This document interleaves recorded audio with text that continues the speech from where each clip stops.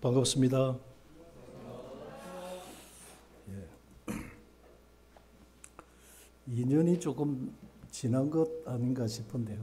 오랜만에 또 석임의 성도님들 찾아뵙습니다. 이제 그렇게 매섭던 추위도 지나가고 어제 저희 집 뒤산에 올라가 보니까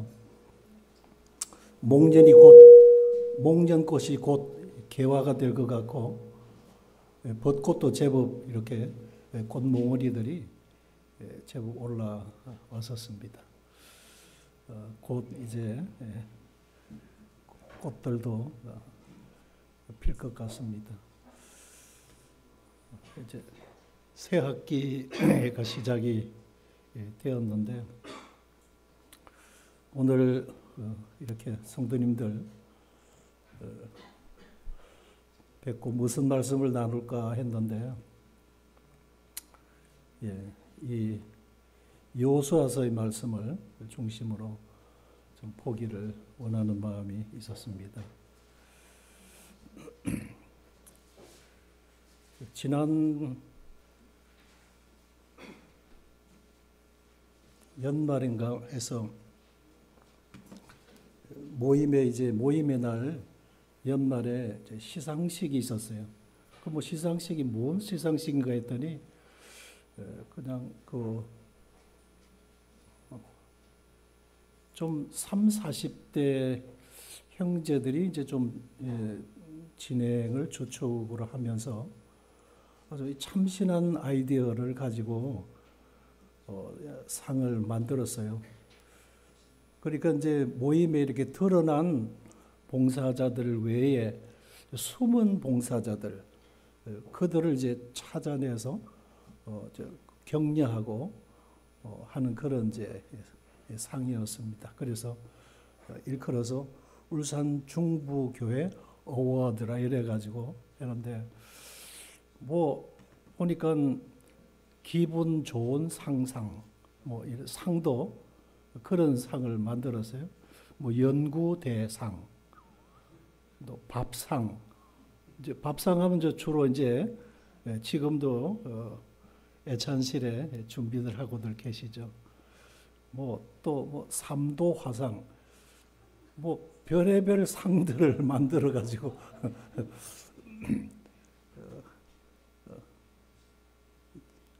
조용하게 이제 성도님들 아무도 계시지 않을 시간에 와서 자리를 정리하고 청소하고 누가 했는지들을 모르죠. 항상 깨끗하죠. 뭔가 정리정돈들이 되어져 있죠.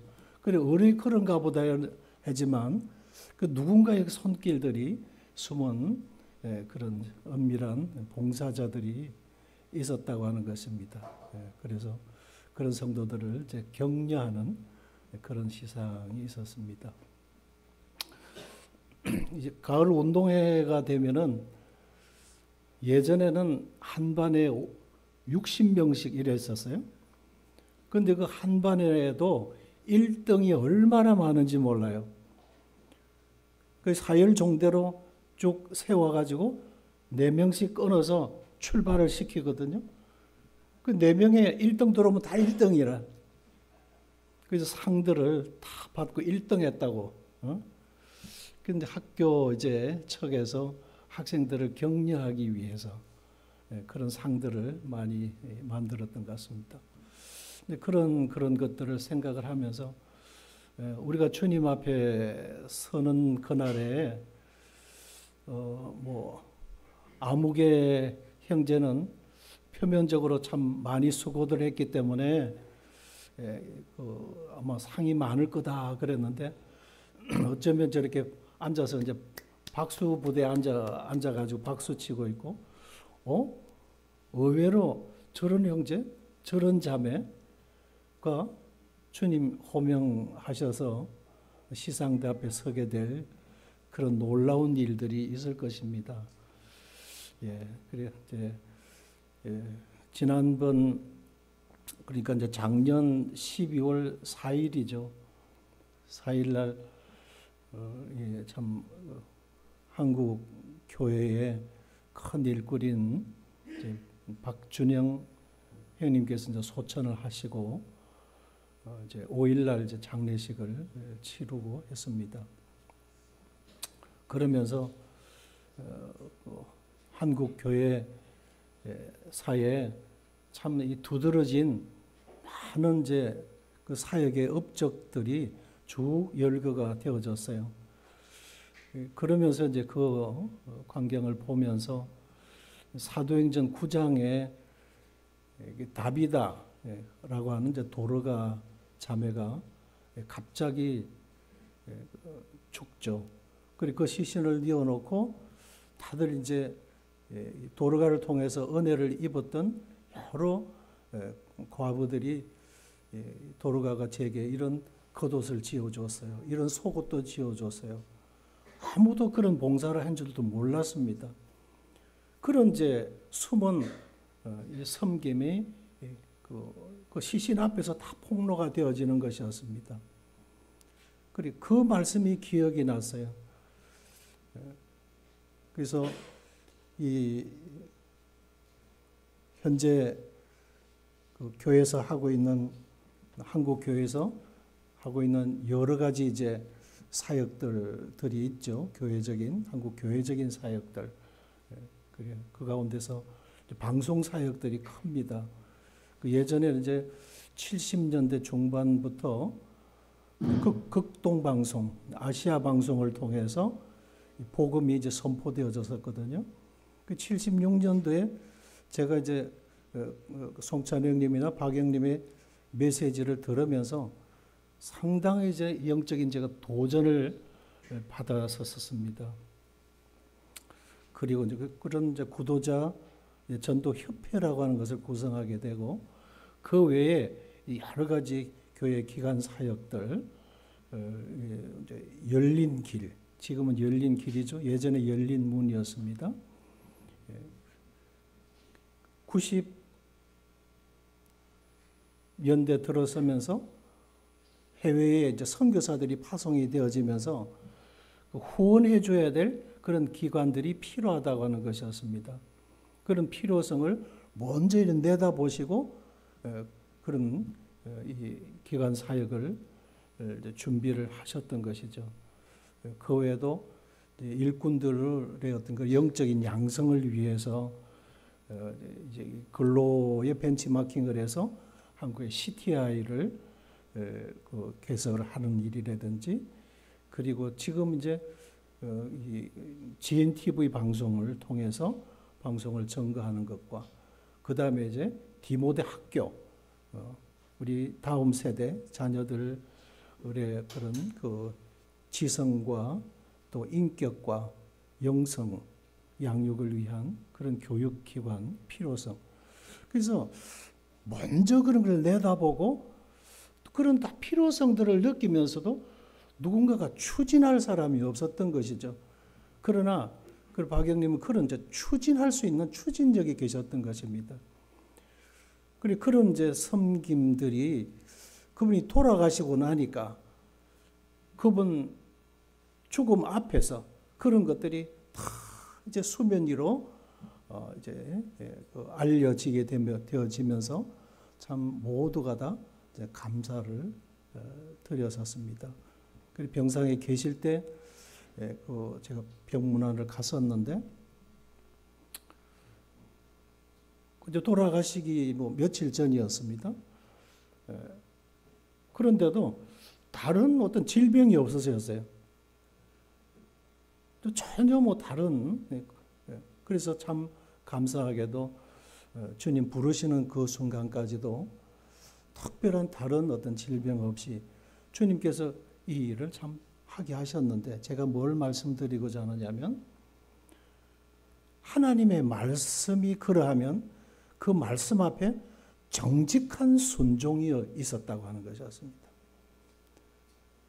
그리고 박준영님의 그 삶과 그의 사역과 걸어온 그 사역들을 보면서 참 말씀 앞에 참 정직하게 순종하셨다. 말씀이 그러하면 여러 가지 뭐 상황적으로나 뭐 현재 여러 가지 여건적으로나 시대적으로 그리고 박정희 대통령이 경부 고속도로를 낼 때도 야당에서 그 도로 공사장에 막 들어눕고 그랬잖아요. 먹고 살기도 지금 급한데 이 길만 크게 내가 뭐 하느냐고. 그래 뭔가 그런 선견자들, 선구자들, 하나님이 세우시는 이 나라의 대통령이든 일꾼이든 하나님이 서시는 특별한 사람들에게 있어서는 그런 뭔가 특별한 부름들이 있었고 그들에게는 특별히 내다보는 그리고 그 일을 좀 정직하게 실행해가는 이런 실행력들이 있었다 하는 것입니다. 그래서 서론이 좀 길었는데 우리가 대반에 이제 내가 내게 명령한 것이 아니냐 하는 이 말씀의 권위, 이 말씀의 권위 앞에 순종할 수 있는 이들이 있고 절대적으로 복종해가는 이들이 있는가 하면 말씀은 그렇지만 현실과 상황에 맞추어서 적정선에 서려고 하는 이들이 있고 말씀은 그렇지만 무관하게 응대하는 이들이 틀림없이 있다고 하는 것입니다.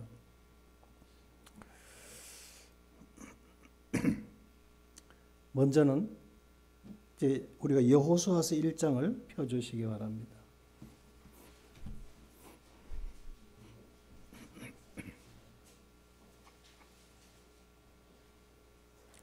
몇 분에 마치죠? 1시? 예.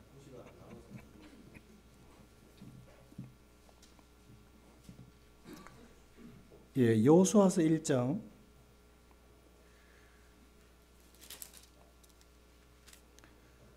하나님의 말씀을 읽는 자들이 복되다고 했습니다. 또 듣는 자들이 복되고 준행하는 자들이 복되다고 말씀했습니다. 1장을 교독을 하시겠습니다. 제가 1절을 읽겠습니다. 여호와의 종 모세가 죽은 후에 여호와께서 모세의 수종자 눈의 아들 여호수아에게 말씀하여 이르시되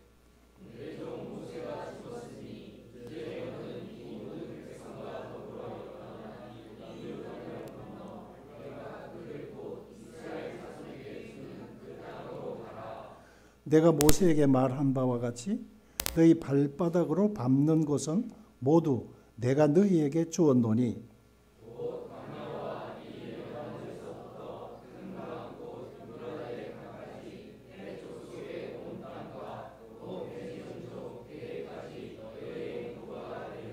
(5절) 내 평생에 너를 능히 대적할 자가 없으리니 내가 모세와 함께 있었던 것 같이 너와 함께 있을 것이라 내가 너를 떠나지 아니하며 버리지 아니하리니.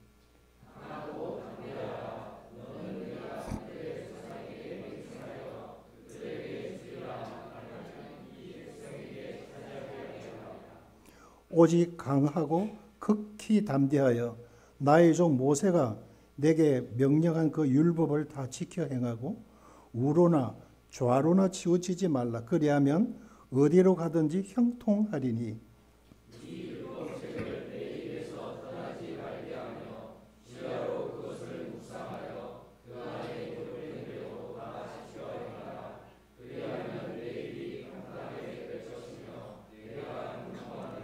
내가 내게 명령한 것이 아니냐. 강하고 담대하라. 두려워하지 말라.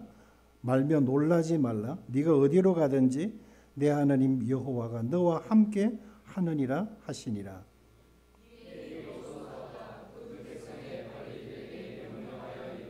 진중에 두루 다니며 그 백성에게 명령하여 이르기를 양식을 준비하라. 사흘 안에 너희가 이 요단을 건너 너희의 하나님 여호와께서 너희에게 주사 차지하게 하시는 땅을 차지하기 위하여 들어갈 것임이니라 하라.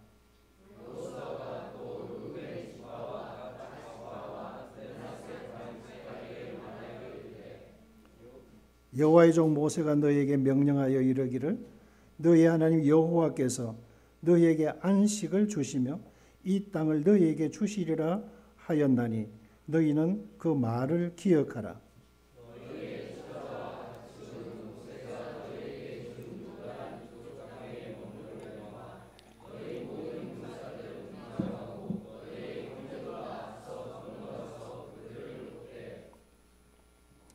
여호와께서 너희를 안식하게 하신 것 같이 너희 형제도 안식하며 그들도 너희의 하나님 여호와께서 주시는 그 땅을 차지하기까지 하라.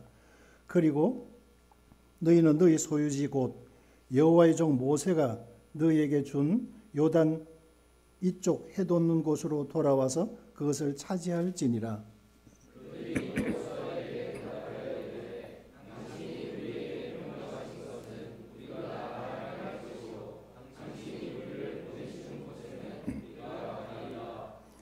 우리는 범사에 모세에게 순종한 것 같이 당신에게 순종하려니와 오직 당신의 하나님 여호와께서 모세와 함께 하시던 것 같이 당신과 함께 계시기를 원하나이다.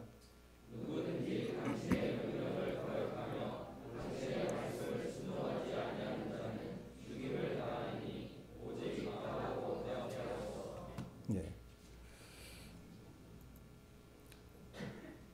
1장에서는 모세가 죽었습니다. 하나님께서 여호수아를 부르셨어요. 그리고는 그에게 너는 담대하라 하시면서 여호수아를 격려하십니다. 이제 하나님의 부르심을 받은 여호수아, 여호와께서 모세의 수종자 눈의 아들 여호수아에게 말씀하여 이르기를 이제 너는 이 모든 백성과 함께 더불어 일어나 가라고 명하십니다. 이 여호수아는 믿음의 자세가 아주 확고한 사람이었습니다. 그러니까 여호수아가 점진적으로 그가 신앙의 리더로서의 표면에 나타나기 시작한 것은 사실상 그 출애굽기의 17장에 르비딤의 전투에서 아말렉과의 그 전투에서 시작이 되어집니다. 그 후 이제 시내산에 도착해서 모세에게 하나님께서 율법을 수여하실 때에 모세와 함께 동행해서 그 산에 여호수아가 올라가게 되어집니다. 그러니까 가데스 바네아에서 40일 동안 가나안 땅을 12명의 정탐꾼들이 정탐하고 돌아온 후에 그의 믿음의 자세가 이 여호수아와 갈렙 이 두 사람 외에는 모두 다 그 땅을 악평했습니다. 그 땅이 좋기는 좋습디다. 그러나 우리에게는 맞지 않습니다. 왜? 현실적으로 볼 때 그들은 신장들이 강대하고 이미 그 땅에는 철기 문화가 정착이 되어져 있어서 그들이 사용하고 있는 전략적 그들의 무기가 우리와는 게임이 안 돼요. 그리고 10명이 악평을 합니다. 그때 이제 여호수아가 하나님의 말씀을 거역하지 마라 하는 것입니다. 그 땅은 하나님께서 우리에게 주신 것이다. 우리가 그들 앞에 메뚜기처럼 나약한 자들이 아니다. 그들은 우리의 밥이다. 하나님이 가라고 하셨으니 그 말씀에 순종하여 우리가 가야 된다. 그 말씀에 거역해서는 안 된다. 이렇게 아주 확고한 믿음의 자세를 그가 가지고 있었고 또 그의 헌신이 아주 확고했습니다. 그의 영성이 그는 깨어있는 사람입니다. 뒤에 3장에 가게 되면 시딤에서 요단강을 이제 건너가기 전에 하나님께서 여호수아에게 계시해 주셔요. 그리고 우리가 3일 후에 저 땅을 쳐들어간다. 이렇게 합니다. 그런 믿음이 아주 담대함을 가진 사람이고 하나님의 말씀이라고 하면 그 말씀대로 순종하는 사람이었습니다. 그대로 행하여 이래 되어 있어요. 그리고 용감은 군사였습니다.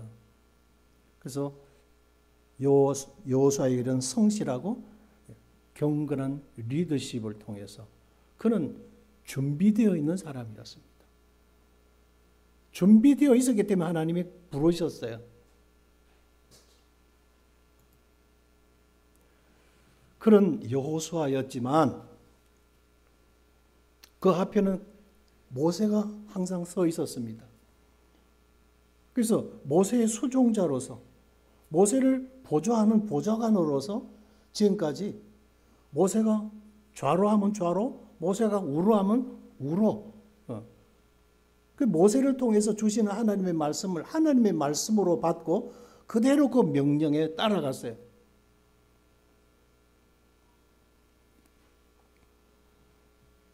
그렇지만 지금 왜 하나님께서 지금 여호수아를 다시 격려하시느냐? 이스라엘 백성들이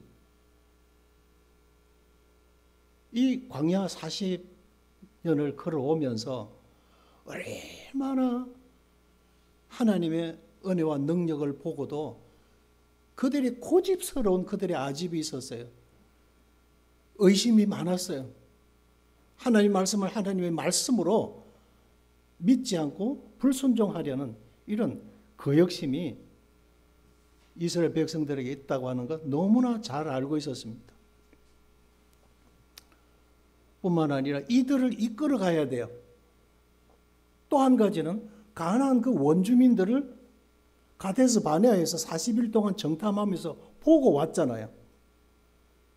그 부족들이 살고 있는 그들의 성체, 그들이 사용하고 있는 무기, 그들의 어떤 체력, 체구 다 보고 온 것입니다. 그래서 이 그런 강력한 부대와 그 민족들에 비해서 이스라엘 민족은 사실상은 현실적으로 보면 오합지졸들이죠. 하나님의 능력, 하나님의 약속, 하나님의 은혜 이것이 배제되면 아무것도 아닌 것입니다. 430년 동안 이집트에서 노예 생활하고 나온 백성들이잖아요. 1세대들은 그나마 또 다 광야에서 죽었어요. 40년 동안에. 이들은 광야 노중에 태어났거나 이렇게 여호수아와 갈렙처럼 어린 아이 때 나왔거나 여호수아와 갈렙은 44살, 45살에 나왔습니다. 지금 그들의 나이가 갈렙이 85세고 여호수아가 지금 84세나 되었어요. 적지 않은 나이죠. 이들을 이제 사실상은 이 백성들을 이끌어 가야 되는 이런 중차대한 짐이 짓눌려져 있고 또 가나안 그 원주민들을 그들이 어떤 민족들이라고 하는 것 다 보고 알고 있기 때문에 그들에 대한 사실상은 부담이 여호수아에게 있는 것입니다. 그렇기 때문에 이 여호수아에게 하나님께서 너는 강하고 담대하라고 격려하셔야만 되신 것이었습니다. 디모데가 훌륭한 종이지만 디모데 후서에 가서는 사도 바울이 구검이 되고 네로 폭정에 의해서 많은 연약한 그리스도인들은 아밀과 토구를 숨고 요단강을 건너서 도망가고 다들 그냥 그 신앙이 잠적되어져 버렸었어요. 그런 디모데에게 복음과 함께 고난을 받아라 하면서 디모데 후서에 사도 바울이 그 옥중에서 마지막 디모데에게 보내는 서신에서 격려하고 있는 말씀이 있죠. 그래서 지금 세 차례나 지금 하나님께서 너는 오직 너는 강하고 극히 담대하라 말씀하시는 겁니다. 우리의 현실은 사실 만만치 않죠. 교회 안에서 이런 말씀 듣지만 현장에 가면 여기서 주시는 말씀과 현장에 적용하기에는 거기에는 많은 괴리가 있다고 하는 것. 넘어야 될 강처럼 느껴지는 것들이 있고 넘어야 될 넘사벽과 같은 이런 벽들이 있죠. 그래서 지금 우리에게 주어져 있는 것은 2025년이라는 과제가 우리에게 하나님께서 우리에게 주신 거예요.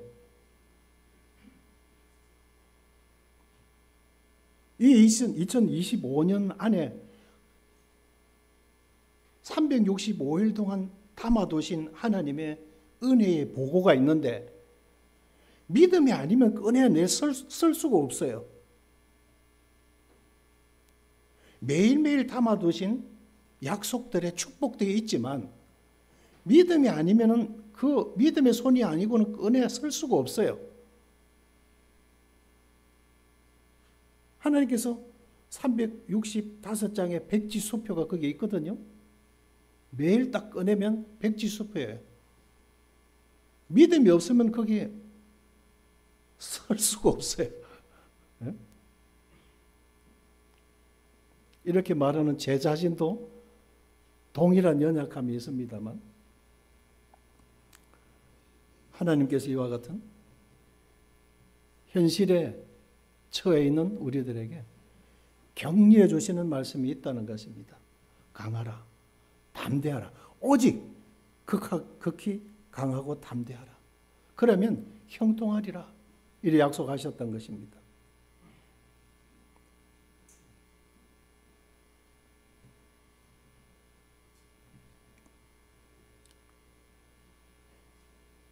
여호수아로 담대케 하시는 약속.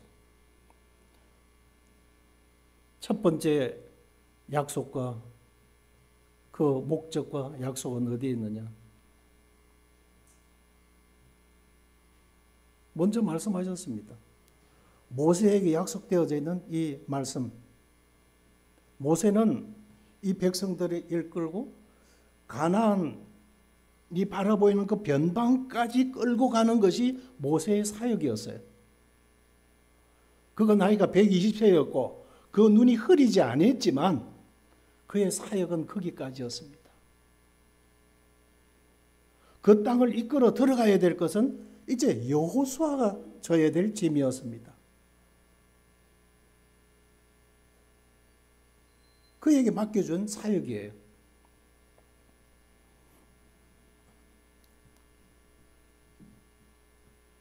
그래서 너는 내가 그들의 조상에게 명세하여 그들에게 주리라 한 땅을 이 백성에게 차지하게 하리라는 것입니다.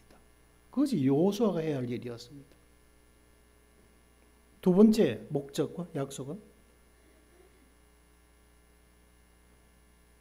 이제 너 자신부터 먼저 하나님의 말씀에 대해서 지켜 행하고 좌로 우로 치우치지 말라. 그리하면 형통하리라 하시는 것이었습니다. 그럼 그 형통이 뭐냐? 여호수아의 어떤 명예냐? 여호수아의 어떤 개인의 영달이냐? 그 형통을 우리가 한번 짚고 가야 되겠다는 것입니다. 이것은 하나님의 뜻이 성공적으로 완수되는 것입니다. 그러니까 요셉이 37장부터 50장까지 창세기 그 긴 장을 하나님께서 할애를 하면서 창세기 50장 가운데서 37장에서 50장까지 요셉의 생애를 다루고 있어요. 하나님께서 얼마나 형통하게 요셉을 통해서 한 사람을 먼저 보내셨으며 개인적으로 보면 형들에게 배신을 당한 거죠. 형들이 팔아버렸으니까.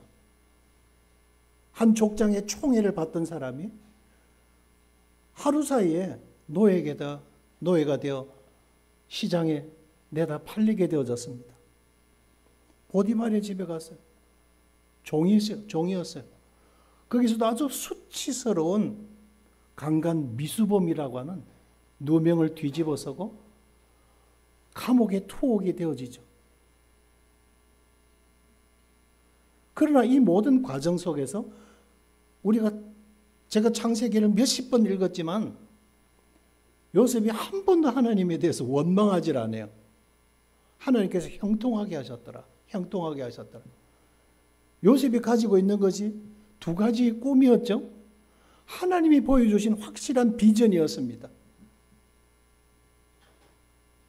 볕단이 일어서는 것, 요셉의 별이 반짝이면서 형들의 별들이 달과 별이 와서 함께 요셉의 별 앞에 절을 하는 것, 이거는 하나님이 보여주신 꿈이었습니다. 형들이 그 꿈을 지우고 뭉개버리려고 저 꿈꾸는 자가 오는도다. 오늘 우리가 죽여버리자. 그러면 그 꿈이 어떻게 이루어지나 보자. 그렇게 요셉의 형제지간이었지만 요셉에 대해서 이를 갈고 원수처럼 대했었어요. 그러면 요셉의 형통이 무엇입니까? 형통하게 하셨더라. 형통하게 하셨더라. 정녕 요셉이 인간적으로 형통은 거기서 풀려나서 모든 오해, 거짓된 것들이 다 폭로가 되고 요셉이 다시 아버지 집으로 돌아가는 것이 개인적으로 형통입니다. 그리고 족장의 아들로서 다시 총애를 받도록 하는 것, 그러지 않았어요. 계속 애굽에 머물렀어요. 그리고 이 이스라엘 백성들이 이집트에 와서 생활할 수 있는 어떤 그런 기반을 요셉이 마련한 거예요. 국무총리가 되어졌죠. 바로왕의 꿈을 해몽해주고. 그래서 요셉의 그늘 아래 야곱의 아들 70명 그 가솔이 그 영성한 가솔들이 내려와서 200만 대군이 이루어지도록 하는 그런 기틀을 마련하는 거예요. 그것이 형통한 거예요. 그 모든 그 꿈이 이루어지는 과정 속에서 오는 대단한 수모와 어려움들이 있었지만 그는 꿈을 이루기 위한, 꿈이 형통하게 이루어져가는, 그 꿈을 계시하신 하나님의 뜻이 이루어져가는, 그것이 형통하게 가는 과정일 뿐이었던 것입니다.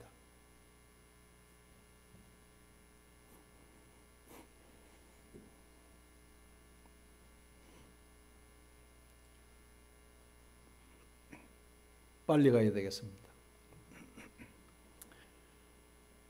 이제 아래쪽에 끝까지 제가 읽었는데 요단 동편에 여기가 조사오니 하면서 머물려고 했던 사람이 지파들이 있었죠.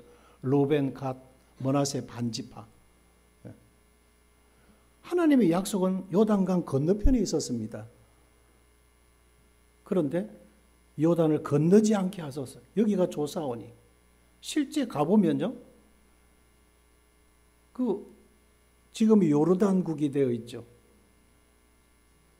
그 땅이 진짜 비옥해요. 그 땅에 가보니까 이 사람들이 이런 말을 뱉을만 하구나 이해가 되어졌어요.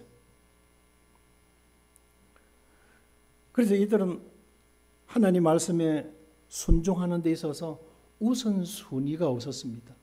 자기들이 먼저 우선이었어요. 가축대가 많았고 자식들이 많다고 하는 그것을 해서 굳이 전쟁을 쳐서 피를 흘리고 거기 굳이 건너가서 할 필요 있느냐.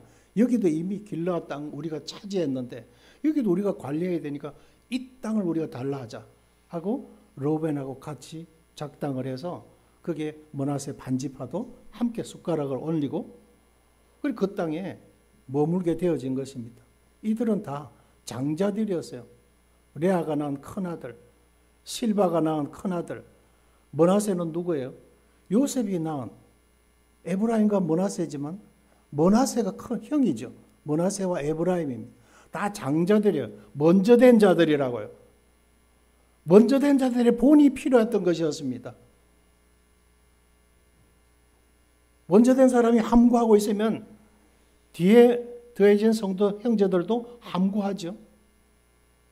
집회에 빠지는 모습들이 다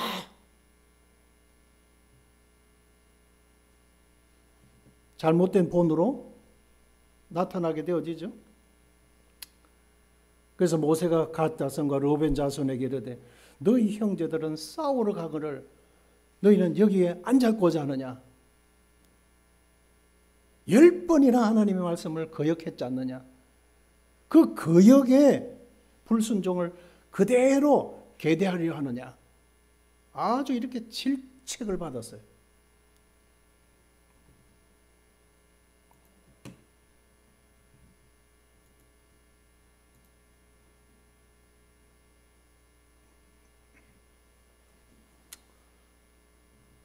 결론으로 가면 강하고 담대하라 격려하신 하나님이셨습니다. 첫째 목적은 약속의 땅에 정착하도록. 왜냐하면 이스라엘이라는 나라가 구축이 되어져야 하나님께서 세상을 이처럼 사랑하사 독생자를 주신 이유가 거기에서 그 땅에서 이루어지는 거예요.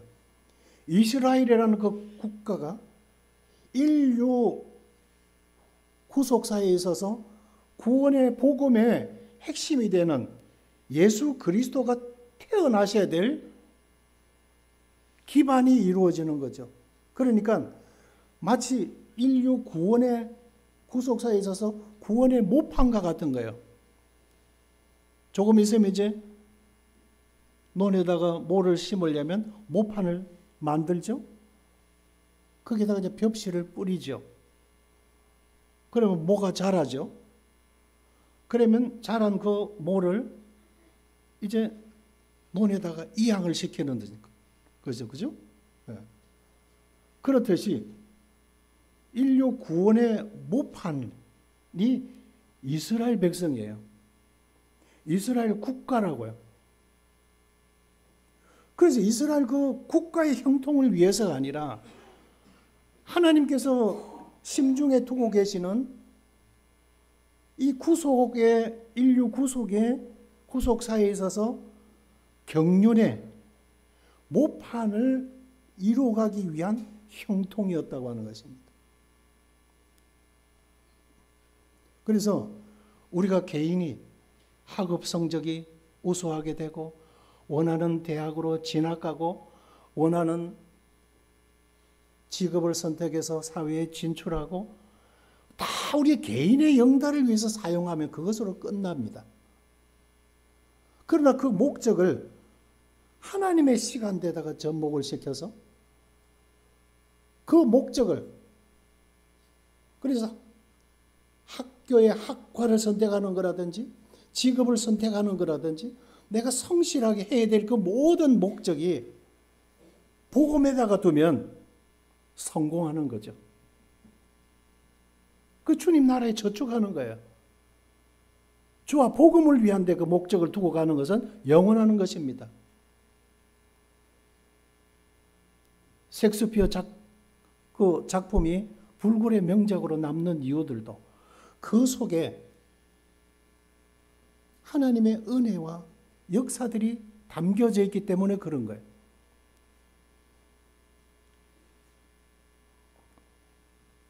어찌되었든 첫 번째 약속은 이스라엘 백성들을 그 약속의 땅에 정착시키도록 하는 것인데 그 정착의 목적이 약속하신 메시아가 오셔야 되기 때문에 그렇다 하는 것입니다.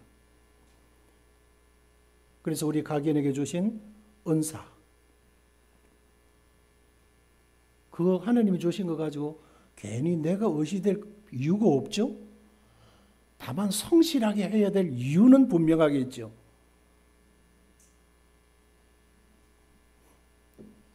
두 번째 목적은 담대함을 얻는 비결, 주야로 주의 약속의 말씀에 대한 묵상이 있었습니다. 그래서 그 말씀을 외우고 지켜 행하면 평탄할 것에 대한 약속입니다. 세 번째는 하나님께서 여호수아와 함께 하심으로 능히 막을 자가 없다. 그러니까 말씀이 있으면 담대한 거예요. 말씀이 없으면 떨리는 것입니다. 여기에서 너를 능히 막아 설 자가 없다. 내가 내 앞에 열린 문을 두었으니 능히 닫을 자가 없으리라. 계시록에 말씀하셨죠. 열으신 분이 하나님인데 하나님이 닫지 아니하는 누가 감히 닫겠습니까? 하나님이 열어놓으셨는데. 그런데 하나님이 닫으시면 열 자가 없다고 말씀했어요. 두려운 말씀이죠. 지금은 은혜의 때이죠. 2025년이라는 약속의 한 해를 하나님이 우리에게 주셨습니다. 석임의 교회를 향하신 하나님의 뜻이 계시고 기대가 계신 거예요.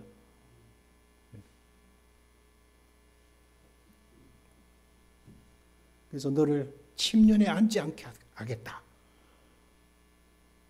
그러니까 내 손에서 너를 놓지 않겠다. 놓아서 떨어뜨리지 않겠다. 이 말씀이에요. 하나님이 지고 계신다는 거죠. 그래서 그러므로 너희 담대함을 버리지 말라. 무슨 담대함이요? 내가 네게 명령한 것이 아니냐. 주님이 약속하신 거예요. 그죠? 하나님이 살아계신 한 하나님이 천지를 지으신 거 분명하죠? 예, 그런 능력의 하나님이세요. 여호수아가 달리 훌륭한 인도자가 되어진 것이 아니죠. 그냥 말씀이 그러하면 그렇게 순종하는데 정직한 사람이었다. 우리가 이 한 해 정직하게 순종합시다. 예, 내가 내게 명령한 것이 아니냐. 내게 명령한 내가 누구냐. 우리가 다시 한번 생각하자. 첫 시간 그렇게 해서 말씀 마치겠습니다.